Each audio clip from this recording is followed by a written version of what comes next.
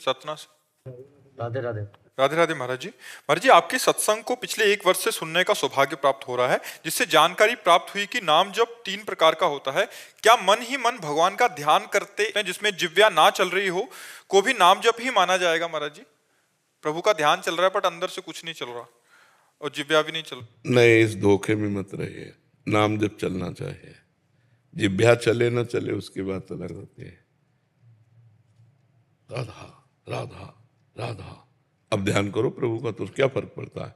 अब हम प्रभु के ध्यान की बात कर रहे हैं तो मन इतना निश्चल प्रभु में तो लगा नहीं है, वो संसार में चलता रहेगा, नाम चल नहीं रहा तो हमारा समय व्यर्थ चला गया।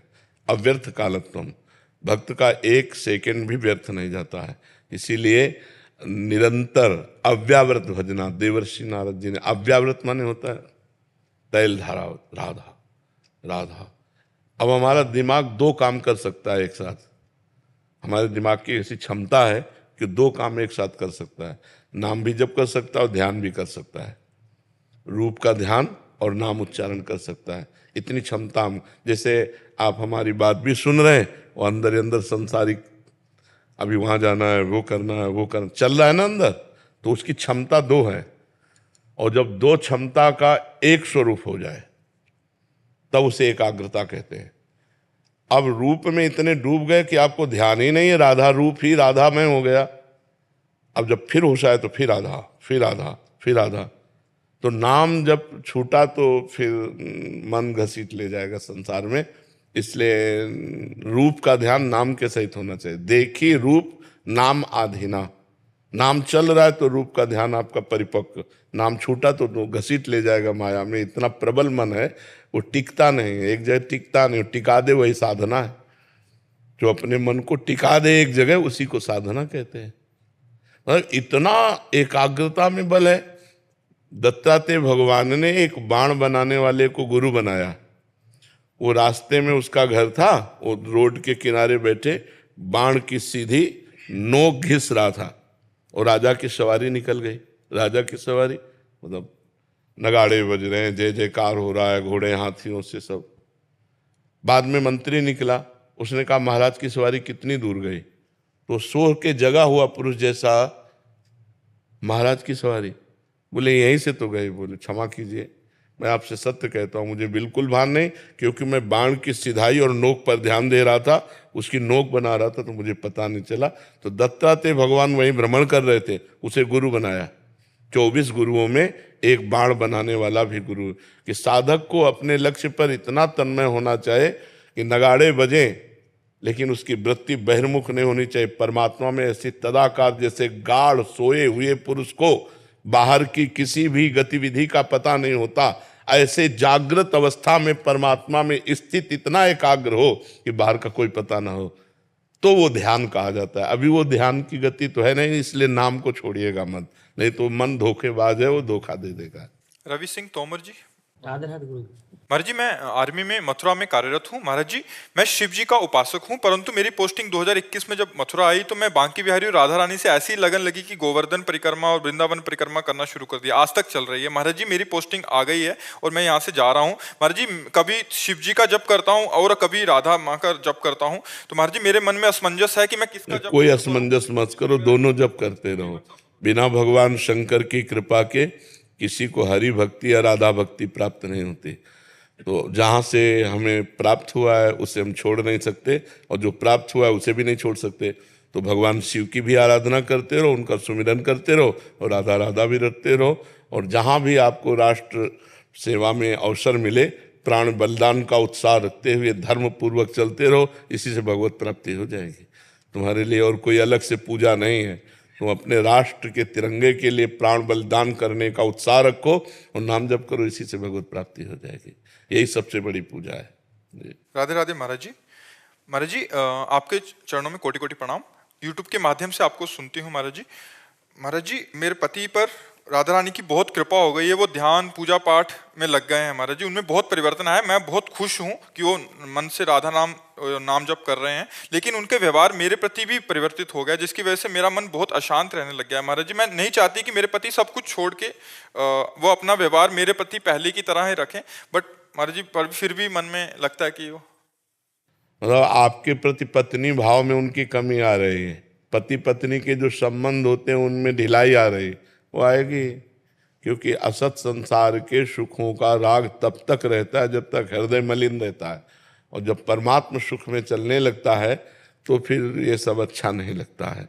ब्रह्मादिक के भोग सब विष सम लागत ताहि, नारायण ब्रज चंद की लगन लगी है जाए। रमा विलास राम अनुरागी, तजत बमन जिम जन बड़भागी। कोई बड़भागी भगवान के भक्त जन ऐसे होते हैं कि माया के विलास को बमन के समान त्याग देते हैं।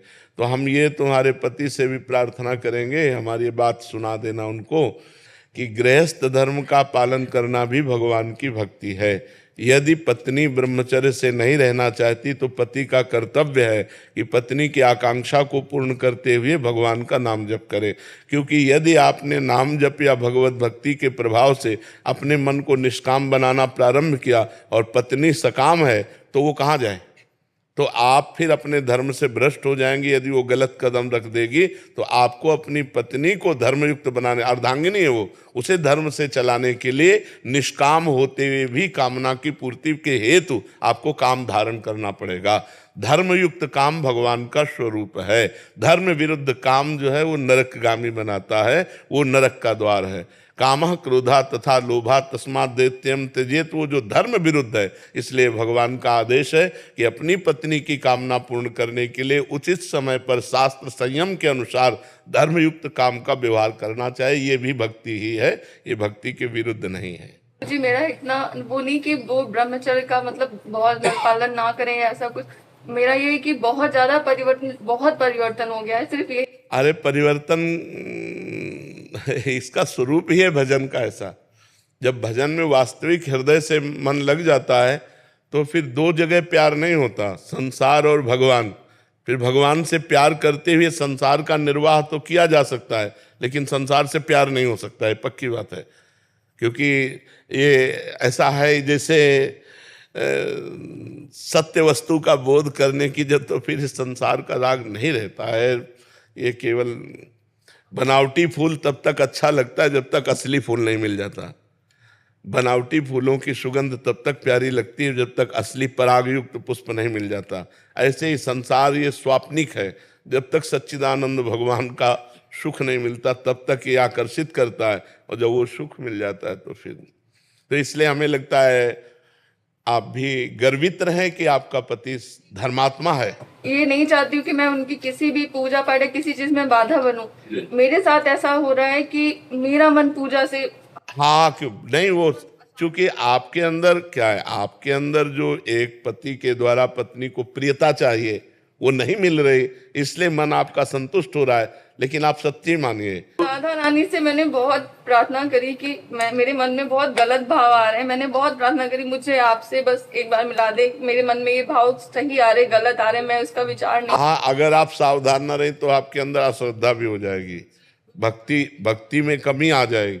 लेकिन ये ठीक नहीं है, वो गलत नहीं है, इसलिए ठीक नहीं है। और उनको भी ये सुना देना कि वो हमारी बात को समझने की चेष्टा करें। अवतार सिंह जी पंजाब से। मर्जी सत श्री अकाल।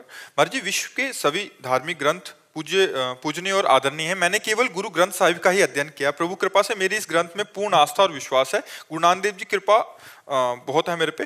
मर्जी, लगभग पिछले 1 साल से यूट्यूब के माध्यम से आपको सुन रहा हूँ। आपके विचार गुरु ग्रंथ साहिब से बहुत मिलते हैं। इस गुरु ग्रंथ साहिब ने पूर्ण ज्ञानी के लक्षण बताए हैं, उन्हीं लक्षणों को देखकर आपके दर्शन के लिए आया हूं। महाराज जी, मेरी दिनचर्या में मैं सुबह 2:30 से 3 बजे उठकर 1.5 घंटा वाहिगुरु जी का नाम सिमरन करता हूं। उस वक्त मेरे को आनंद के साथ साथ बहुत वैराग्य आता है, आंखों से आंसू बंद ही नहीं होते। आनंद का शब्दों में बयान नहीं कर सकता। यही फल है, यही फल है सुमिरन का। यही फल है कि जितना आप सुमिरन करोगे तो ये दृश्य झूठा है, टोटल झूठा है।